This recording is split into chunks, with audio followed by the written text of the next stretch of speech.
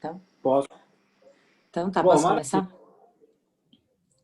O Renato começa? Começa, Renato, falando. isso. Eu vou começar, como eu sou o mediador aí, né? Eu vou falar um pouco. É um tema muito interessante hoje, né? Nós vamos falar aí sobre o Tao e os 5 elementos, né? Os 5 elementos ele vem de toda uma, né, filosofia da medicina chinesa, medicina oriental, né? A medicina oriental talvez seja uma das medicinas mais antigas, né? Do mundo aí, né? Inclusive os chineses eles já têm essa cultura, né, de estudar, de desenvolver literatura e passar isso por gerações, né? Então toda a questão da medicina chinesa em si, ela vem passando há mais de 5.000 anos, né, aí no mundo.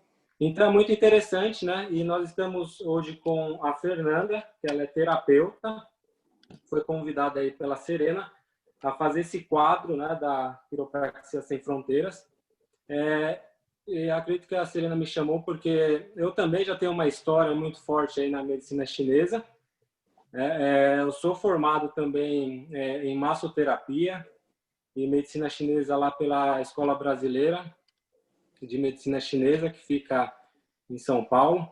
Né? Atuei algum tempo com quiropraxia, com a medicina chinesa em si, acupuntura, várias técnicas ligadas, né? E depois acabei conhecendo a quiropraxia e migrando totalmente, né? Mas sem dúvida é uma técnica excelente, uma técnica que pode agregar muito aí no trabalho em conjunto com os quiropraxistas, né? Então nós vamos falar, conversar aí com a Fernanda, que trabalha aí nessa área, e aí nós vamos falar sobre alguns assuntos, né? Sobre o Tao, sobre Yin Yang, os 5 elementos, né? Os 12 meridianos, e falar um pouco sobre toda a forma de diagnóstico, tratamento, né? Então, Fernanda, pode se apresentar aí. Seja bem-vindo aí à Quiropraxia Sem Fronteiras, a turma de quiropraxia também. Obrigada, Renato. Boa noite. É um prazer estar aqui falando com vocês. Essa iniciativa incrível que vocês estão iniciando, né? Para mim é com grande prazer que eu venho falar sobre um assunto que provavelmente muitos de vocês conhecem, sob alguns vieses, mas talvez não da forma que eu vou apresentar para vocês. E eu acho que o grande objetivo dessa fala que eu preparei, especialmente para trazer para vocês, é de abrir um pouco a percepção de uma filosofia extremamente antiga, mas que tem uma capacidade de trazer ferramentas, inclusive para o trabalho de vocês, que tem uma técnica muito específica, mas para que isso auxilie vocês a terem uma percepção também. Ou seja, se vocês se interessarem e despertarem um interesse com relação a essa filosofia tão antiga, eu acredito que é uma ferramenta que vai contribuir também a vocês desenvolverem um trabalho mais integrativo, né? Principalmente quando vocês começarem a trabalhar talvez com comunidades ou com pessoas que vivam numa realidade muito diferente, né?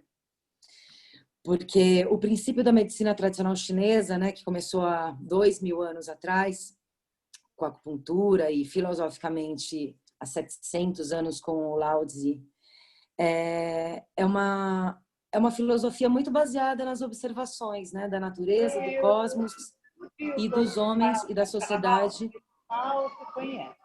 com o seu próprio meio, né?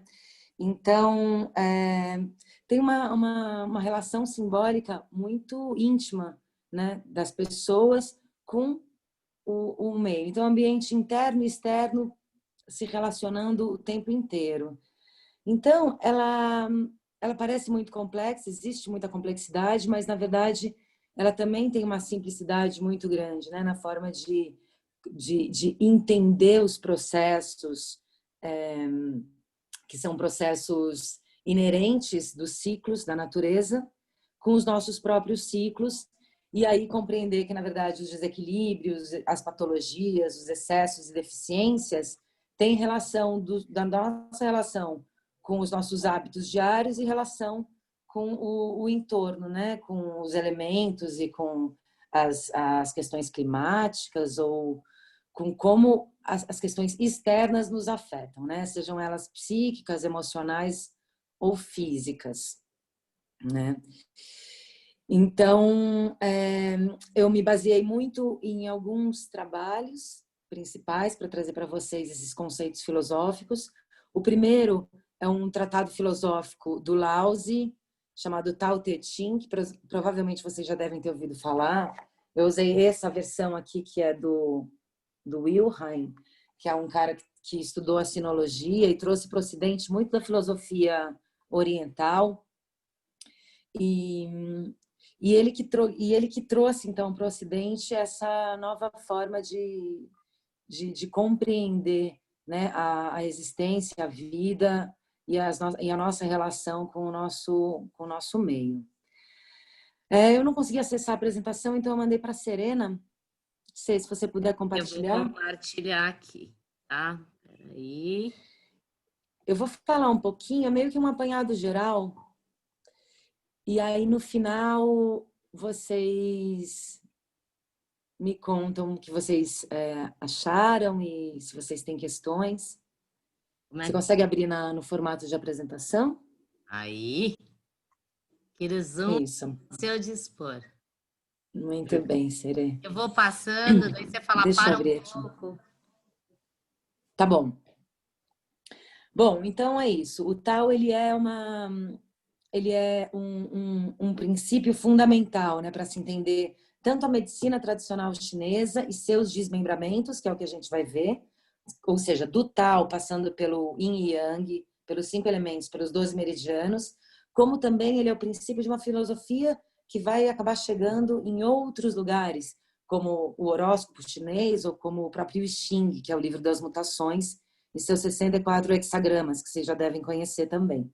Ou seja, o princípio fundamental de toda a filosofia chinesa é o Tao, né? Então, é a partir do pensamento e da lógica do Tao que a gente vai abrindo esse leque para começar a compreender toda a lógica e todo o pensamento da área médica, da área da área até da formação da agricultura, de como eles compreendiam as próprias o plantio e a colheita, como a organização social, e aí acabou também desmembrando em 2 religiões importantes, né? A partir do Tao Te Ching, do Laozi, os estudiosos acabaram criando uma religião que é o taoísmo, que não tem a ver com Laozi, com essa pessoa que trouxe esse conceito do Tao, o conceito e o desconceito do Tao, porque ele de longe não era um religioso,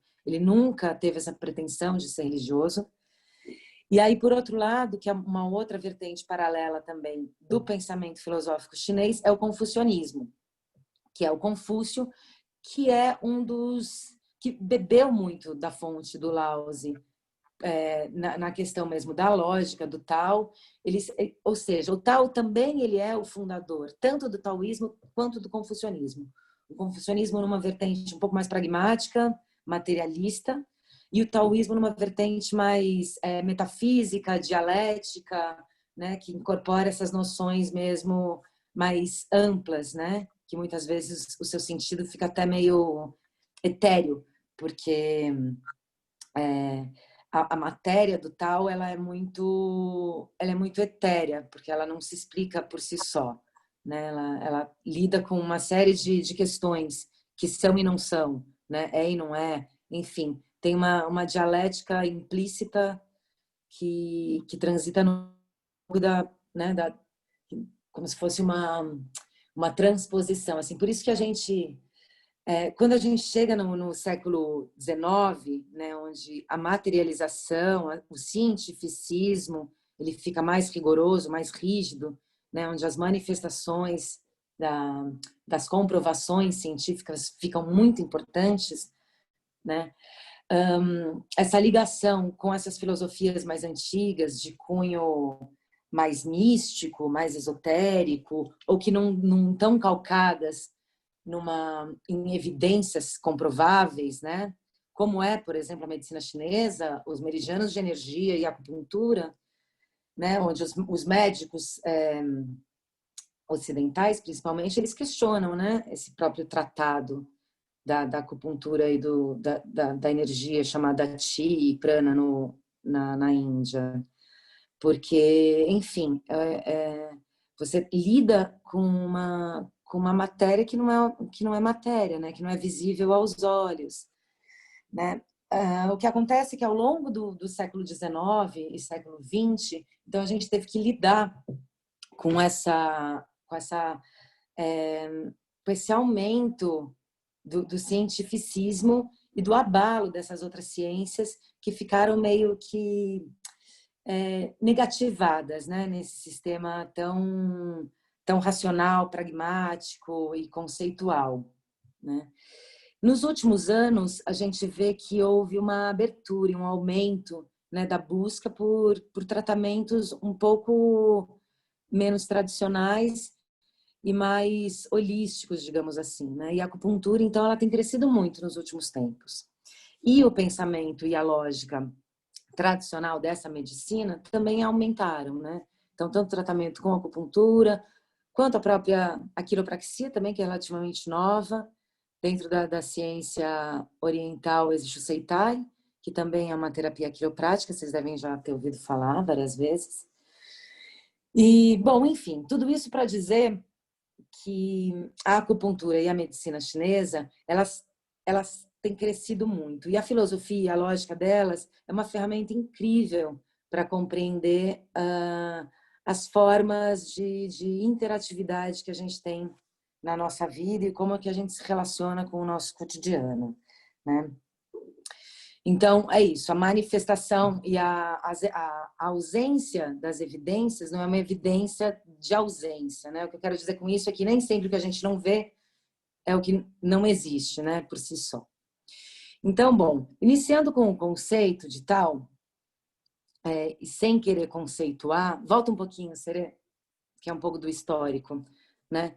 Só para dizer que o conceito de tal já teve uma série de tentativas, né, de trazer para um conceito, como Deus, caminho, razão, mas há uma certa dúvida, uma dificuldade, porque essa simplificação de uma palavra, que na verdade traz um conceito de tudo, de todo, né, da manifestação dos fenômenos e do próprio fenômeno, é complexa, né? E quando chega ao Ocidente, a gente consegue aproximar um pouco o sentido da palavra tal a uma questão mais ligada à direção, caminho, sentido, a um estado, né? A uma certa razão, né? Então a gente entende que o tal ele é um estado em movimento, né? É a própria impermanência dos fenômenos existentes no mundo. Ou seja, o início, o meio e o fim. É tudo ao mesmo tempo, né? Por isso que é tão difícil de conceituar, porque ele é absolutamente tudo.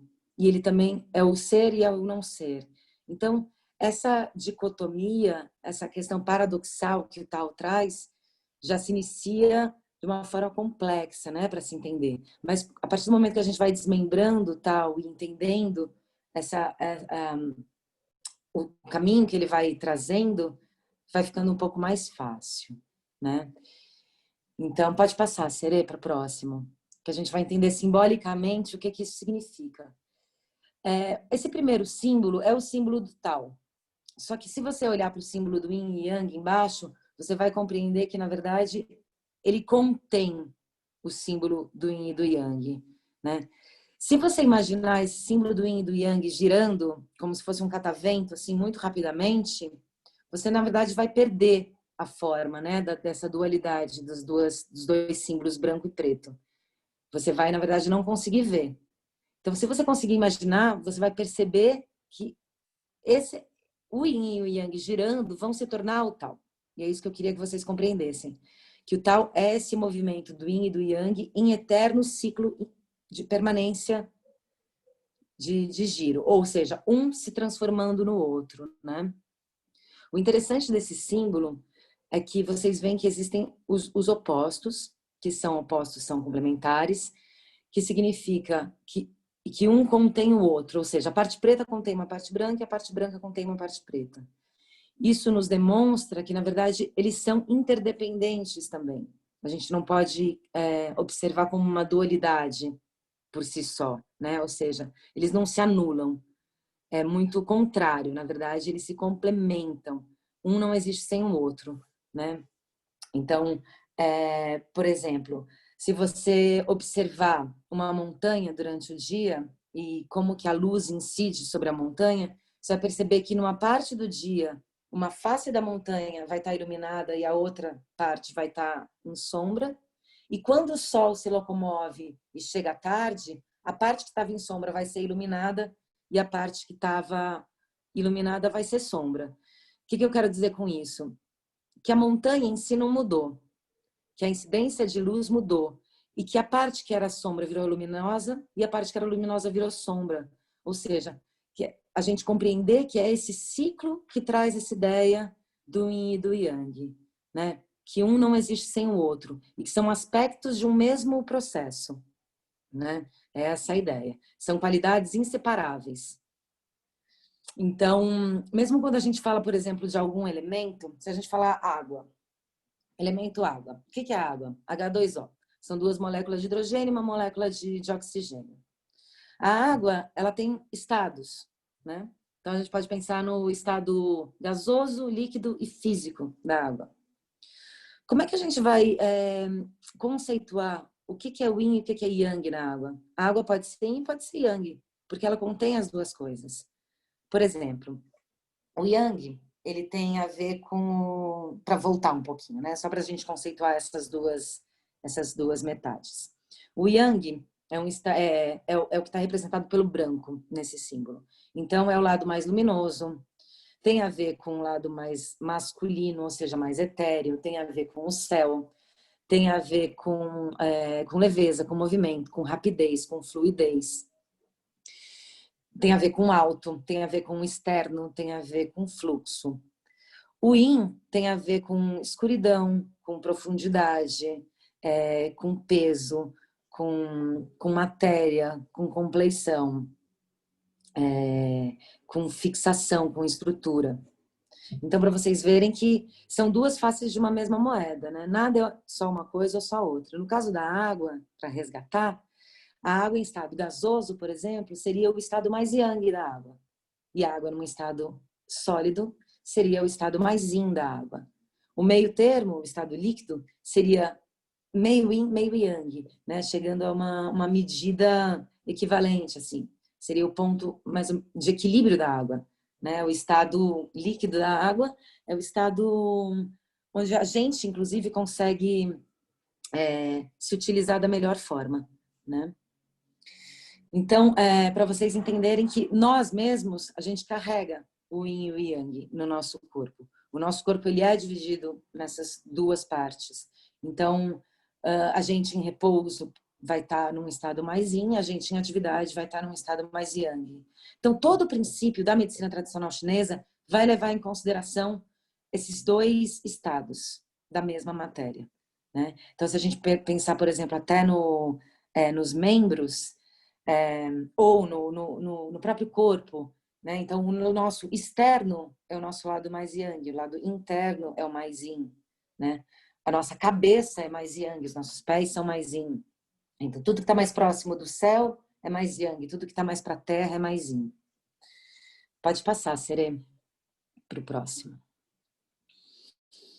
Então, do yin e do yang e desse movimento, a partir da observação que os chineses fizeram, eles começaram a perceber que ao longo do dia existia, então, um momento mais yin e um momento mais yang. Então, se a gente perceber ao longo do dia, quando o dia se inicia, é o início de um estado yang, de luminosidade, de calor. Quando a gente chega no ápice do dia, ao meio-dia, é o máximo de yang do dia. E aí já se inicia um processo de resfriamento, que aí a gente inicia o processo yin. quando chegar no ápice da noite, virá o máximo do yin. Isso para vocês entenderem que esse ciclo, ele vai acontecer dia após dia, eternamente, desde sempre. Né? Desde que o mundo é mundo, né? E que a gente está que o Sol existe, que a Terra gira, né? Essa observação é a observação do ciclo. Então, é o Yin e Yang funcionando no ciclo diário. No ciclo anual, eles perceberam que havia mudança nas estações. E as estações também elas foram observadas a partir dessa dualidade, dessas duas energias, Yin e Yang. Sendo o verão o máximo do Yang e o inverno o máximo do Yin. E entre as estações, havendo essa mudança, né, entre um e outro. Ou seja, o início do Yang na primavera, chegando no ápice do Yang no verão, passando por uma outra estação que eles perceberam que é uma estação que eles chamaram de canícula, que é o fim do verão, mas que na verdade são os 10 últimos dias de cada estação. Os últimos 10 dias de cada estação trazem um pouco da transformação, dessa mudança de uma estação para outra, né? É um período assim de transição. Esse período de transição ele ficou mais exacerbado entre o verão e o outono, e aí foi chamado de canícula. Então, as estações, elas são cíclicas, né? Elas acontecem anualmente, elas nunca mudam, só que elas sempre são diferentes. A cada ano a estação vai trazer flores distintas, por exemplo, na primavera, né? Sempre vão ser as mesmas espécies, mas nunca vão ser as mesmas flores, né? Então, existem sempre mudanças, apesar dos ciclos serem sempre os mesmos. É isso que eu queria dizer. Essas estações, elas são associadas aos elementos, e os elementos trazem qualidades primordiais dessas matérias, né? Então, a primavera, ela traz uma ideia de semente, né? De início, de brotar, né? É o início, é o princípio de um processo que vai se elevar ao céu, né? Então, o crescimento de uma árvore, por exemplo, ela está indo em direção ao céu. Quando chega ao verão, a gente chega num elemento mais quente. Então, é o fogo que se manifesta, né? Esse é o ápice do calor no ano, né? Então, é o ápice do estado Yang. Quando o Yang começa a declinar, a gente chega no elemento terra, que é uma transição também entre o Yang e o Yin, porque é um estado de repouso a terra, né? Quando tudo mais ou menos se concentra, né? Quando a gente vai se preparar para o momento da colheita, por exemplo, né? No campo da agricultura. E aí a gente chega no outono, que está associado ao elemento metal, que é um elemento também que traz uma estrutura, né? Uma coisa mais punjante mesmo, assim, de guardar, né? Daquilo que está guardado mesmo no centro da terra, né? E aí a gente chega no inverno, que é o lugar máximo do Yin e do recolhimento, da contração, né? E aí do repouso maior mesmo. Pode mudar, Serê. Aí eu trouxe para vocês essas duas figuras para a gente entender como é que nesse momento também existe uma divisão da medicina chinesa, que vai falar sobre os 5 movimentos ou 5 elementos, como é chamado, pode ser chamado de 5 movimentos ou 5 elementos, e de onde que surge, na verdade, também esse conceito dos elementos, que nada mais é do que tudo começou com os 8 trigramas, né? Que eu trouxe isso para vocês compreenderem que os 8 trigramas, eles são 3 linhas, cada uma representando o céu, o homem e a terra, né? Então, são uma simbologia muito antiga chinesa que vão trazer esses 8 símbolos, que são, na verdade, essas linhas intercaladas, né? Então, no ápice do fogo, a gente tem isso. A gente tem as direções, né? Então, o fogo é o sul. e o norte é a água. Eles são opostos. Estão vendo? Então, é a luz e o abismo. Então, a gente vê que, na verdade, é o céu. Em outro diagrama, a gente tem também o céu e a terra, né? Então, tem o criativo, o trovão, são vários elementos.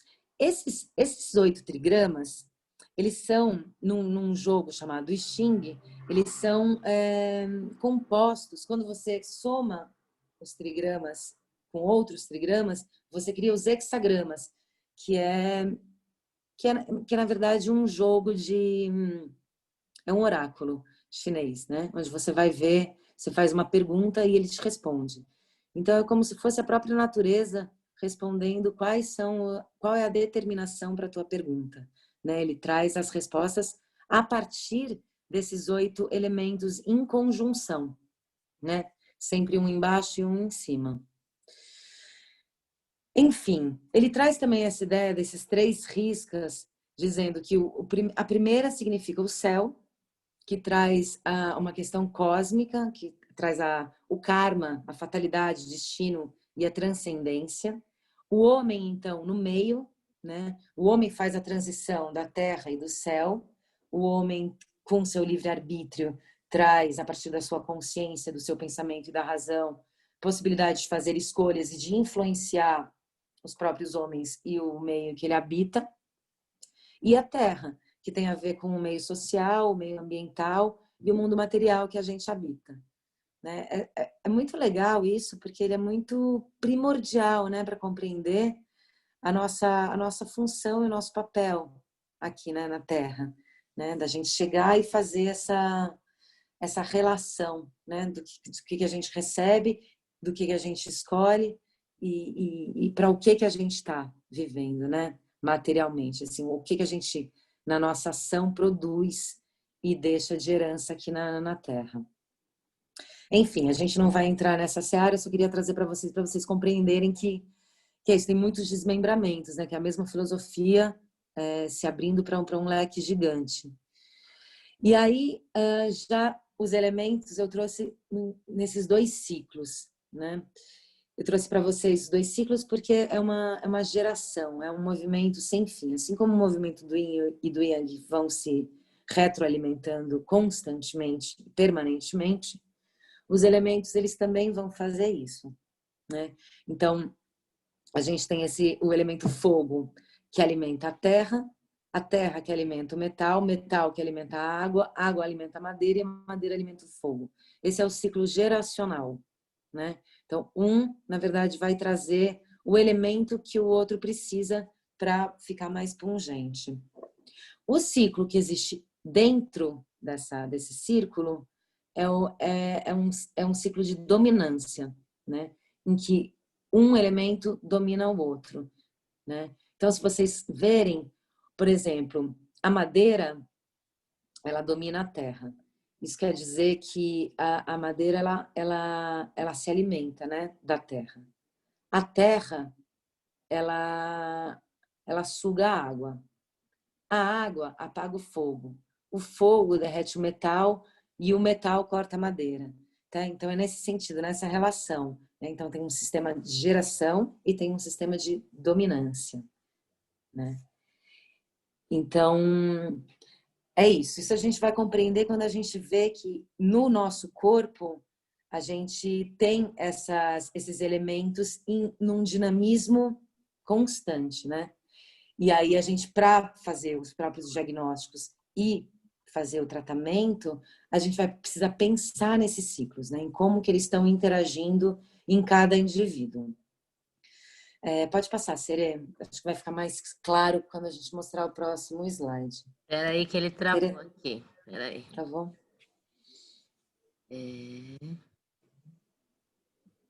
Fase da vida. Isso. Isso para a gente começar a entender como que esses elementos estão relacionados também com os nossos ciclos de vida. Ou seja, não só o ciclo diário, não só o ciclo anual, mas o nosso ciclo de vida, da nossa própria existência. Né? Então, para a gente fazer essa analogia, é o seguinte.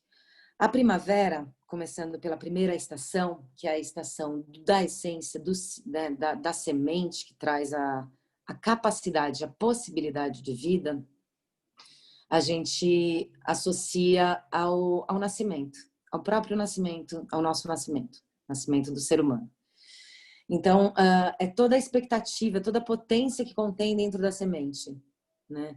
Então, a gente pode também associar a nossa própria hereditariedade. É tudo que a gente traz no nosso corpo, nos nossos genes, quando a gente nasce.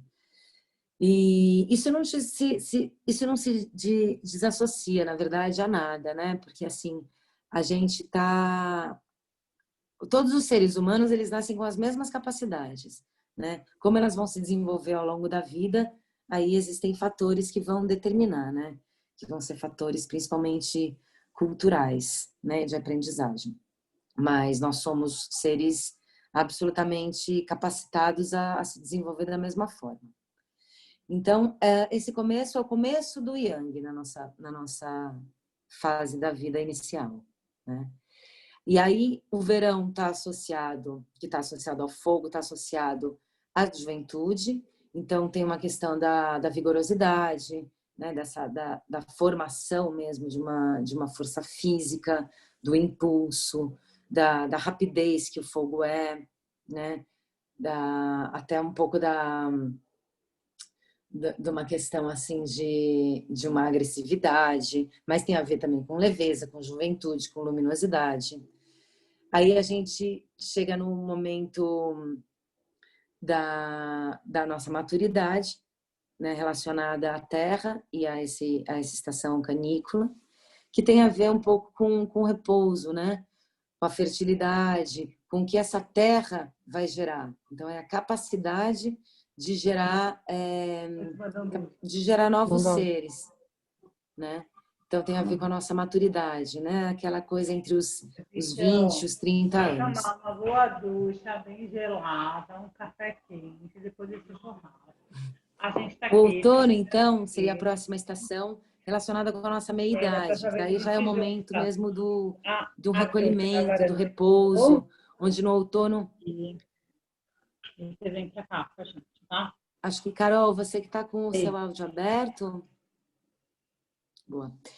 O outono tem a ver com o estoque, né? Com colheita e começar a se preparar também para um período mais difícil, né? De inverno. Então tem a ver com uma contração, com uma certa resistência, com uma estabilidade. Tem a ver com a meia-idade, com o começo desse estado yin na nossa vida. E aí a gente chega num estado do inverno, relacionado à nossa velhice, que está associado a uma certa profundidade, com sabedoria, com um pouco de adaptabilidade, com uma certa frieza, com uma solitude, com uma escuridão, né? Não necessariamente no sentido ruim, né? Nada é ruim, nada é bom, né? Tudo tem os dois lados, né? As coisas mais favoráveis e mais desfavoráveis de cada fase. Mas aí é o ápice do Yin, para então, de novo, chegar na primavera. No nosso caso, a gente vive nessa dinâmica vida e morte o tempo todo, né? A vida num estado onde há energia vital e a morte quando há ausência de energia vital. Para a gente entender a questão da energia vital, isso é importante para a gente começar a falar da relação dos 5 elementos com os nossos órgãos e vísceras, e aí falar dos meridianos, que vão ser os fundamentos que vão guiar a medicina tradicional chinesa. É importante a gente compreender esse conceito de Qi. Vocês já devem ter ouvido falar, né? Qi, energia vital, ou Qi em japonês, ou Prana, como os indianos chamam. O Qi é uma... Oi? Para fazer uma pergunta. Pergunta. Você vai continuar na apresentação... Continuo seguindo aqui, daí quando terminar, abre para a galera, o que você pensa? Se alguém tiver sentindo necessidade ou achar que está confuso ou quiser fazer algum comentário, pode me parar e fazer pergunta, sim. Senão, no fim, a gente abre e conversa um pouco. Mas se vocês tiverem alguma coisa para comentar ou perguntar, podem falar. Acho que está indo muito bem, viu, Fernanda? Sendo bem clara aí a sua explicação. Que bom. Então, para vocês compreenderem... Posso continuar, então? Para vocês compreenderem a questão do Qi, é uma questão extremamente importante, porque é um dos elementos que a gente vai observar nos pacientes. É ele, na verdade, a quantidade de Qi e a circulação de Qi no nosso corpo é que vai trazer estados de vitalidade ou de não vitalidade do nosso corpo e da nossa saúde, né? O que compõe o Qi no nosso corpo? São três os elementos que trazem Qi para a nossa vida, a partir do momento que a gente nasce. A gente tem um Qi, que é um Qi essencial, que vem da hereditariedade mesmo dos nossos pais, né? São a nossa energia vital, e é um Qi que a gente vai perdendo ao longo da vida, que não é reposto nunca, né? Conforme a gente vai se desgastando, a gente vai perdendo esse Qi essencial. E tem um Qi vital que são renováveis. A gente diz assim, são renováveis porque eles são fruto do ar e dos alimentos. É um Qi do ar e dos alimentos. Então, a gente renova toda vez que a gente respira e toda vez que a gente se alimenta. Esses, então, eles são constantemente renovados. Então, a principal fonte de Qi são essas duas. É o Qi do alimento e o Qi da respiração. Além dessas duas fontes básicas, a gente necessita, primordialmente, de atividade física, o que vai aumentar a capacidade da gente renovar o nosso Qi pela respiração, pelos batimentos cardíacos, pela circulação sanguínea e funcionamento correto dos nossos órgãos, e o Qi dos alimentos, ou seja, uma nutrição e uma dieta saudável que vai conseguir manter a gente também em equilíbrio. Se a gente conseguir, né, então, se exercitar, respirar, se alimentar de forma adequada e descansar, não deveria haver nenhum tipo de problema e desequilíbrio no nosso sistema, né? A gente começa a ter desequilíbrios no nosso sistema quando algum desses fatores começa a dar ruim. Ou seja, não é só questão física também, né? A gente também pode ser afetado e entrar em desequilíbrio por questões mentais e emocionais. Ou seja, os chineses eles já levavam em consideração as questões psicossomáticas, né? A partir do momento que eles associam também condições mentais e emocionais aos próprios desequilíbrios físicos. Eles entendem que, na verdade, questões ligadas ao nosso temperamento ou às nossas atitudes também vão afetar os nossos órgãos, né?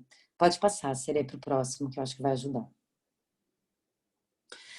Bom, é aqui que eu queria chegar. Então, Zhang Fu nada mais é do que as palavras órgão e víscera em chinês. Então, eu vou ler para vocês, tá bom? As manifestações cíclicas dos elementos, que é aquele ciclo que eu falei para vocês, de geração e de dominância, podem gerar os desequilíbrios na distribuição de energia do corpo, ou seja, na distribuição de Qi. E pode representar, então, deficiência, excesso, frio, calor, umidade e secura. Essas são as qualidades primordiais que a gente vai encontrar na questão do desequilíbrio de Qi, né? Vão ser basicamente essas as questões. E sempre vão estar relacionadas às questões do Yin e do Yang, sempre. Quando a gente vai falar de Zhang e de Fu, a gente vai estar dizendo Yin e Yang também. Órgãos no seu estado que são mais Yin e Fu, que são as vísceras, no estado mais Yang. Por quê? Os órgãos, eles são mais estruturais. Os órgãos, para vocês saberem, são 5. Coração, pulmão, baço, pâncreas, rim e fígado. Então, são os 5 órgãos que são estruturais, né? Eles são mais densos, eles são mais fixos. Eles têm a ver com a estrutura. As vísceras, que são mais yang, elas têm mais a ver com a função do órgão. né? Então, são intestinos, delgado e grosso, bexiga, estômago e vesícula biliar. Então, tem a ver com os órgãos que são também excretores, né? Você vê, eles são mais tubos, eles são órgãos de passagem. Então, a gente chama vísceras esses órgãos que têm uma característica mais yang, né? Que tem essa coisa do fluxo. Então, todo elemento ele vai estar associado também a um órgão e uma víscera. E, consequentemente, estão associados a um meridiano de energia, né? O meridiano nada mais é do que um trajeto específico no corpo, que é pré-definido, né? São 12 meridianos de energia principais que existem na medicina tradicional chinesa. Então, só para a gente pensar na questão do diagnóstico e na questão da manutenção da saúde, para os chineses uma coisa muito importante é a preservação da saúde, ou seja, muito mais importante a gente preventivamente trabalhar com as questões de exercício, dieta, descanso e bons pensamentos e bom fluxo energético para evitar que a gente entre com questões que sejam invasivas no corpo. Então, em primeiro lugar, qualquer desequilíbrio, qualquer sintoma que você tenha, enjoo, qualquer coisa, uma dor de cabeça, uma dor no dedo, uma dor na unha, uma conjuntivite, tudo isso vai ser gerado por algum desequilíbrio energético. O primeiro passo na medicina chinesa é você tratar a dietética. Então, a alimentação vai mudar e você vai inserir alimentos que vão potencializar, né? Então, que vão tonificar ou que vão dispersar as energias relacionadas àquela questão. Se a questão do descanso, do exercício e da dietética não funcionarem, você vai entrar com chás. Então, você vai trazer as ervas e as propriedades dessas ervas para tentar... tá tudo bem, Cê? Para tentar equilibrar essas questões. Você saiu da página, tá? Isso. Se essas questões não derem certo, aí você vai procurar um profissional. E aí você vai trabalhar, por exemplo, o Seitai, que é a quiropraxia japonesa, que são as manobras para fazer os ajustes, para trabalhar principalmente nas questões de dores de coluna, dores de cabeça, para liberar e fazer funcionar o corpo. Ou você vai trabalhar com acupuntura, né? E aí é o próprio médico e o terapeuta que vão avaliar e aí saber qual que é o tratamento mais adequado. O que eles dizem é que um bom médico não chega a utilizar esse tipo de intervenção.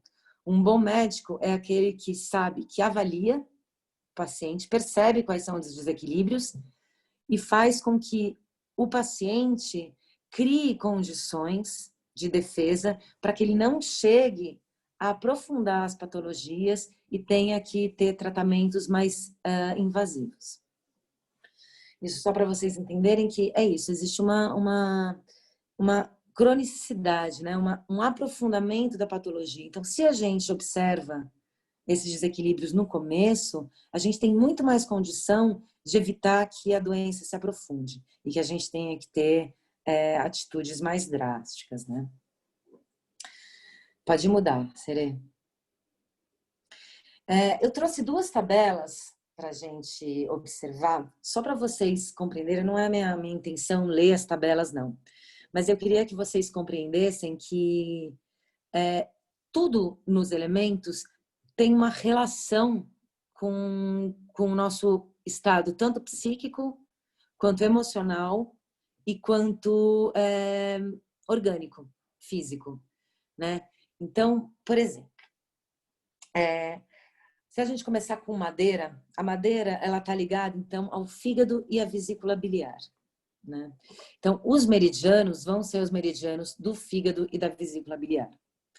Os órgãos que são os meridianos que são yin, eles vão iniciar nas extremidades e vão finalizar no tronco. Ou seja, por exemplo, no caso dos membros inferiores, eles vão todos começar no pé, nos dedos, nas pontas dos dedos do pé, indicando que eles partem da terra e vão para o céu, né? Esses são os yin. O contrário, os yang, eles vão começar no tronco e vão em direção às extremidades. Ou seja, eles saem do tronco e vão para as extremidades. Eles finalizam nas extremidades. Então, a madeira, por exemplo, é fígado e vesícula, né?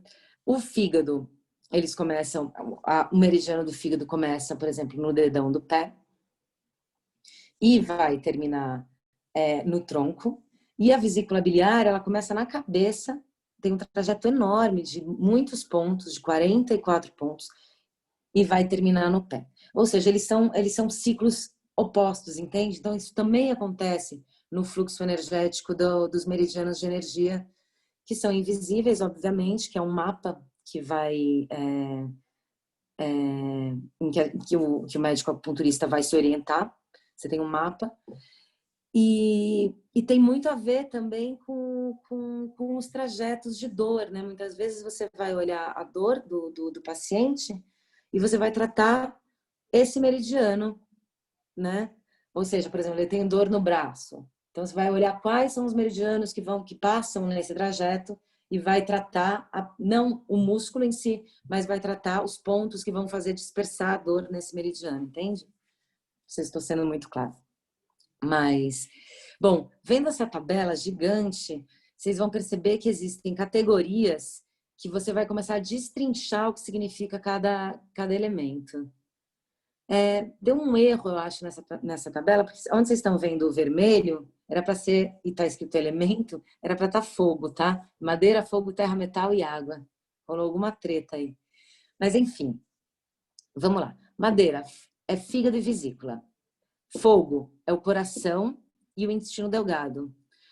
No caso do elemento fogo, existem mais outros dois órgãos e víscera, que é circulação e sexo ou pericárdio, tem dois nomes, que é um órgão que envolve o coração. É como se fosse um escudo do coração.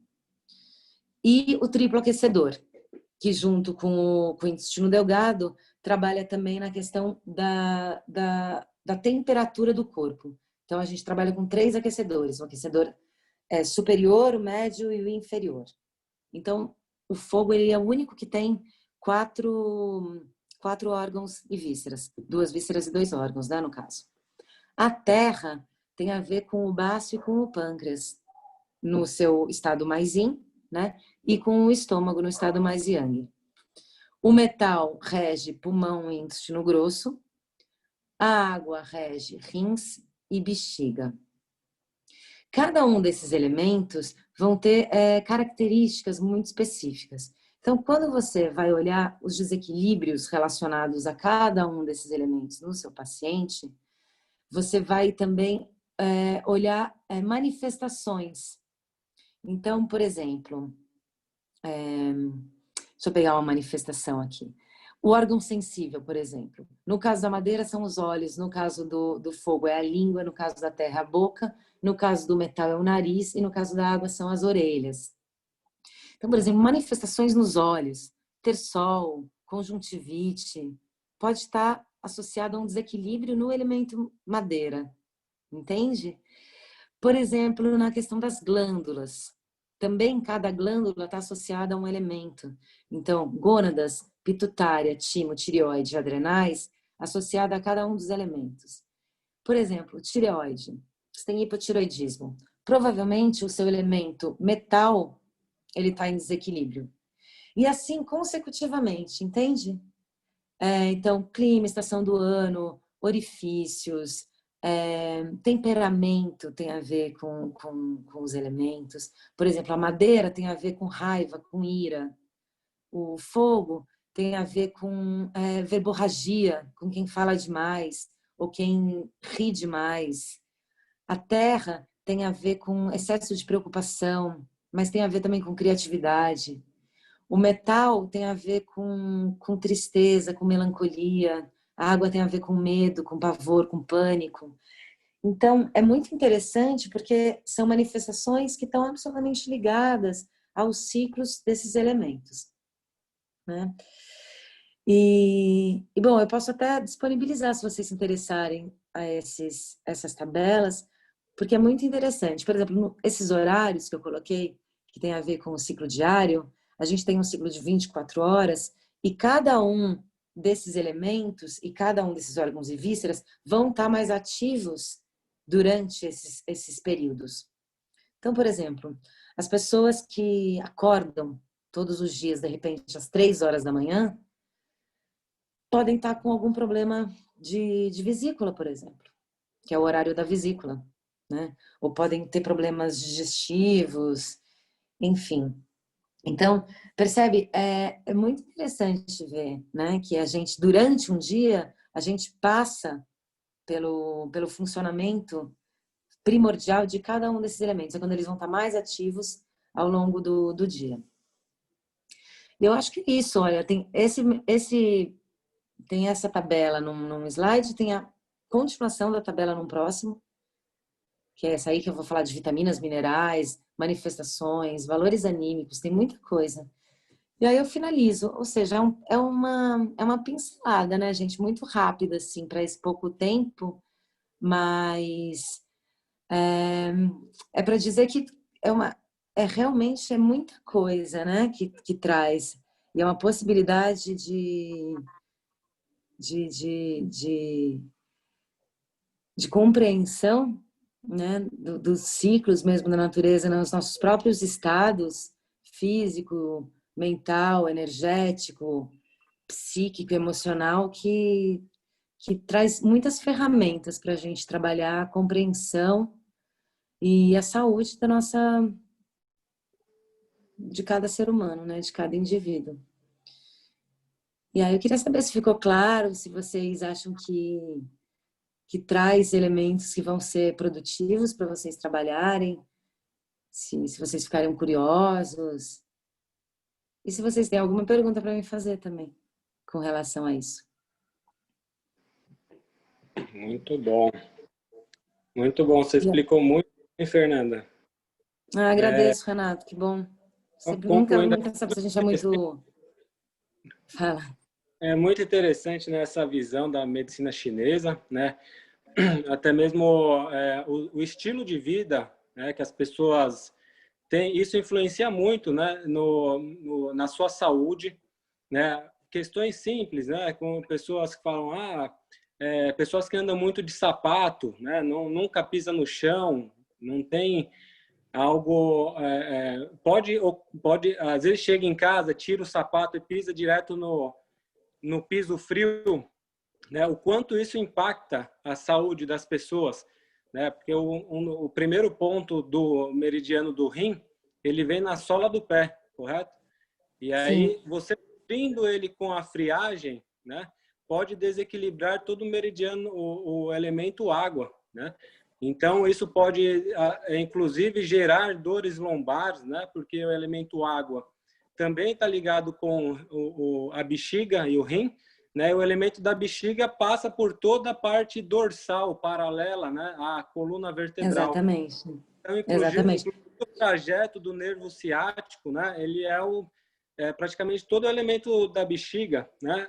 Que começa... É o trajeto da bexiga, exatamente. E começa na face, né? Passa por trás das costas, desce todo o paravertebral, pega a região glútea, passa posterior, mediana, a região da perna, pega até a região atrás do joelho, né? Toda a panturrilha, e vai pelas laterais, né? E o elemento água também, ele rege os ossos e as articulações, né? Exatamente.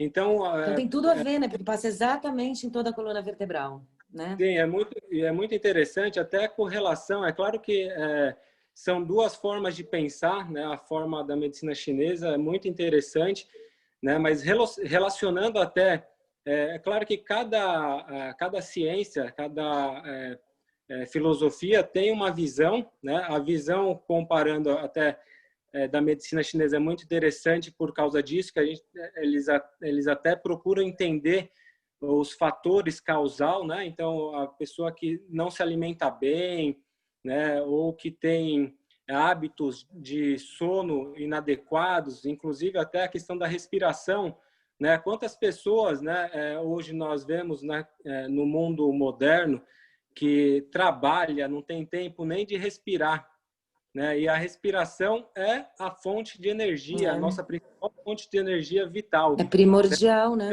É uma coisa que a Nós gente não para de fazer, né? Desde o momento que a gente nasce até o momento que a gente morre. Se tem uma coisa que a gente faz é respirar, né? Exatamente. Então, como se diz, a gente fica alguns dias sem comer, né? Mas nós não conseguimos ficar algumas horas sem respirar, né? E a respiração, Nossa, nem alguns minutos, né? nem alguns minutos, pois é. Então, a respiração ajuda a fazer toda essa questão do equilíbrio, né, energético do ki aí, né, dessa energia vital que flui através de todos os meridianos do nosso corpo.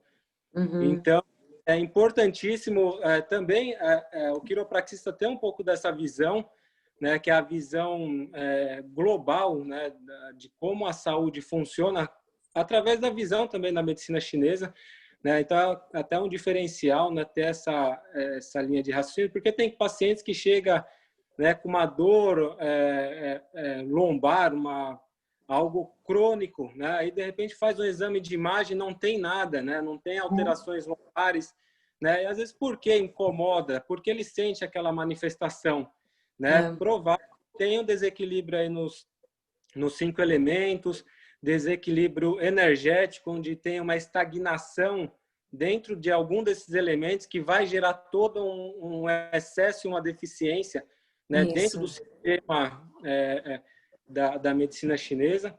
Então, é muito interessante mesmo, né, essa visão.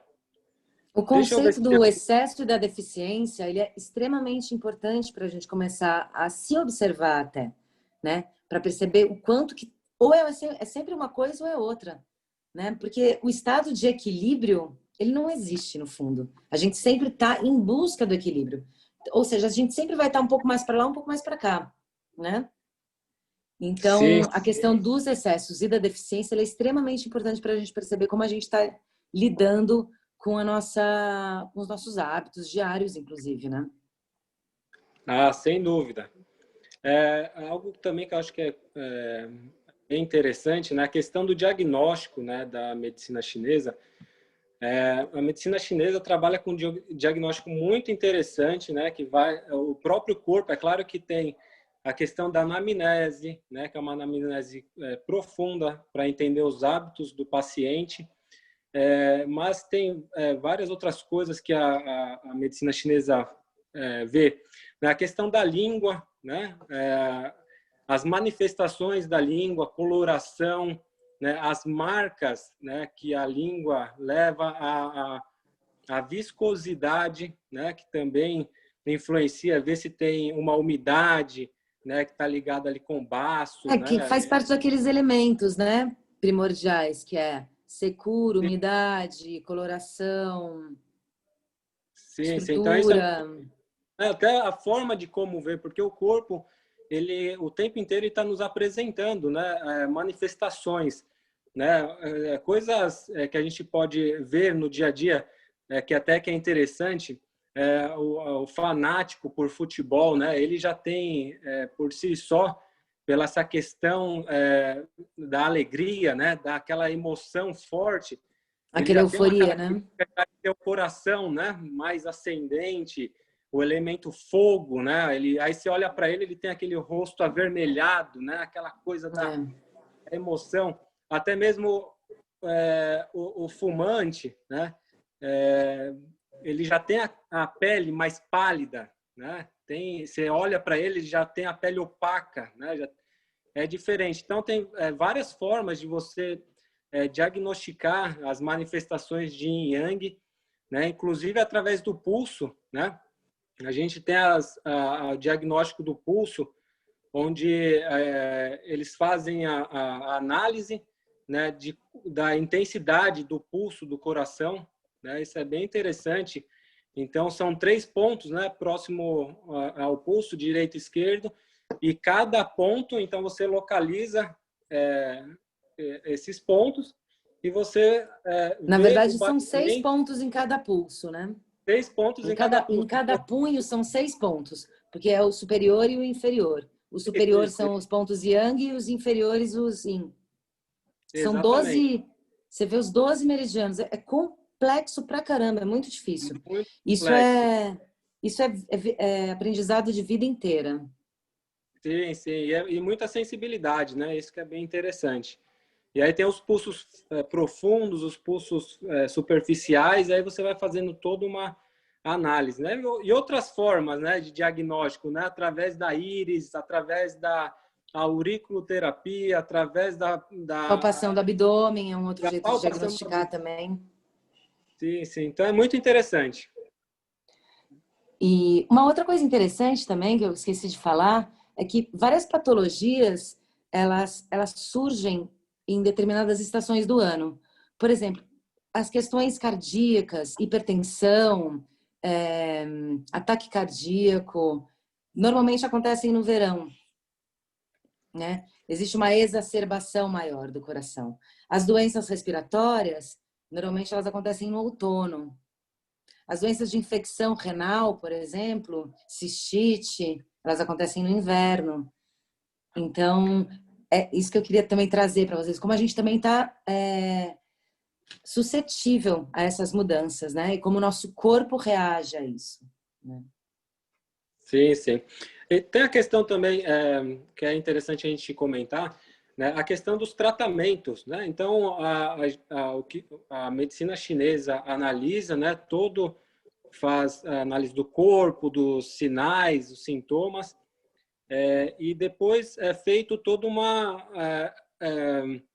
um tratamento em cima. Então, tem pessoas que pode ser tratada com a questão do agulhamento, né, que é o mais comum, né? Então, tem vários tipos de agulhas, né? Aquela agulha mais fininha, umas agulhas mais grossas, o posicionamento das agulhas para onde você quer mandar a energia, né? A maneira como você aplica, o estímulo que você faz na agulha para que gere, Isso. né?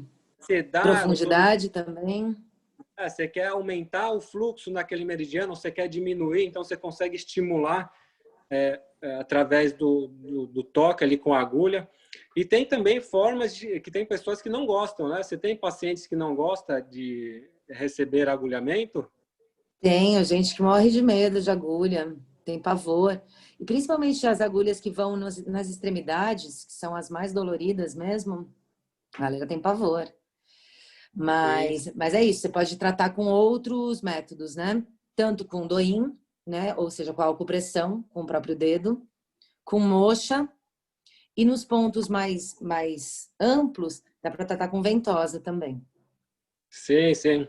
Tem moxa bustão, né? Que é muito, muito utilizado, que utiliza do calor, né? Normalmente para nutrir É o aquecimento do ponto. Sim, sim. Então é muito interessante. Fora o shiatsu, né? Que também trabalha em cima dos meridianos da acupuntura. O shiatsu, o ama, o tuiná, todos eles trabalham com os meridianos. Sim, sim. E é muito interessante. Muito bem. Quer falar algo, Serena? Você tá... Eu não posso falar, eu tô com uma deficiência aqui, eu tô bem Eu tô com... O que é isso? A Serena entrou nos excessos. O que seria isso? Tá. Ela tá sofrendo de excesso. Excesso de fala. Coração, meu amor. Coração. Gente, Fogo, muito fogo. uma coisa aí, vamos interagir, quem que tá aqui com a gente. A gente pode também. Dá para de filosofar. Eu vou estopar aqui a gravação, agradecer a Fê. Imagina, foi um prazer, gente. Tem falar. seus dados aqui, Fê. Já coloquei seu telefone, seu Instagram. Fernanda é uma ótima terapeuta, amigona. Mas dá pra gente filosofar um pouco mais, né? Depois de Quiro. Obrigada, Flávia. Saúde. Você deu uma aula super bonitinha pra gente. Ai, que bom. Eu nunca sei se eu estou sendo muito clara, se eu estou prolixa demais. Não. Mas se vocês me derem licença, eu esqueci de ler no começo. Eu ia ler uma dos aforismos do Tao Te Ching para vocês. que é um super bonito, é o 25. São 81 poemas, né? Não sei se vocês conhecem esse livro, mas é um bom livro de ter. E aí eu queria ler para vocês, porque eu acho que ele abrange tudo que eu falei. Posso? Posso? Que é o seguinte.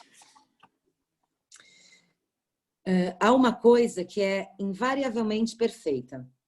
Antes que houvesse céu e terra, já estava ali, tão silenciosa e solitária. Ela continua sozinha, imutável. Corre em círculo e não se põe em risco. Pode ser chamada de mãe do mundo. Não conheço seu nome. Qualifico-a de tal. Dando-lhe a muito custo um nome, chamo-a de grande. Grande quer dizer sempre em movimento. Sempre em movimento quer dizer distante. Distante quer dizer de volta. Assim, o tal é grande, o céu é grande, a terra é grande. E o homem também é grande. No espaço, há 4 grandes. E o homem é um deles. O homem orienta-se pela terra, a terra pelo céu. O céu orienta-se pelo tal, e o tal orienta-se por si mesmo. É isso. Muito bem. É muito legal, gente. Adquiram um Tao Te Ching para vocês. Esse é livro da vida. Uhul.